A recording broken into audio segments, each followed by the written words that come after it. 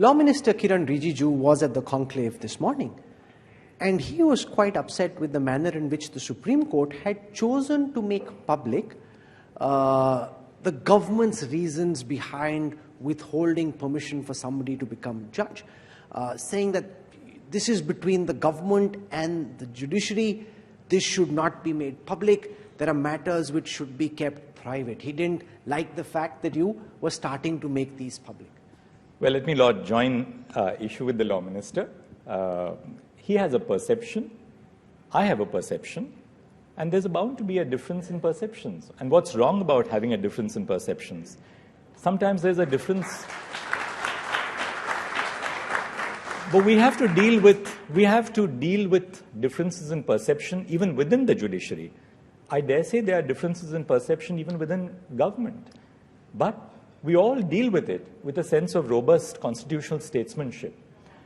So first and foremost, I don't want to join issue with the Law Minister for his perception. I respect his perception, and I'm sure that he has a great deal of respect for ours as well. The reason why we put this on the website is in pursuance of the desire of the present collegium to meet the criticism that we lack transparency and a genuine belief that opening up our processes will foster greater confidence in our citizens about the work which we do. Now, the candidate that you are referring to, every aspect that was mentioned in the report of the Intelligence Bureau was in the public domain and is in the public domain. The candidate in question is open about his sexual orientation. So when the IB flagged something, we were not really opening up IB's sources of information. What could be the danger? Let me argue against myself. Someone might say that if you put an intelligence report out in the public domain, you might be compromising the sources of information of the Intelligence Bureau on issues of national security. Somebody's life may be in danger. This was not a case like that.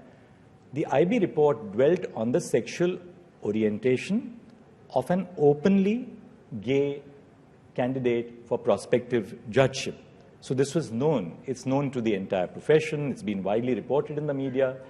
All that we said was, while putting it out in the public domain, that the sexual orientation of a candidate has nothing to do with the ability or the constitutional entitlement of that candidate to assume a high constitutional office of a high court judge. Apart from the processes, and this is the most sensitive aspect which I must share with you because a lot of people perhaps wouldn't know about this. When we consider names for appointment as judges of the High Court or of the Supreme Court, we are also dealing with people's lives, particularly in the High Courts. Very often the people whose names are under consideration, we look at diverse set of aspects pertaining to their personal lives, their professional lives, their personal lives insofar as they are relevant to the discharge of judicial duties.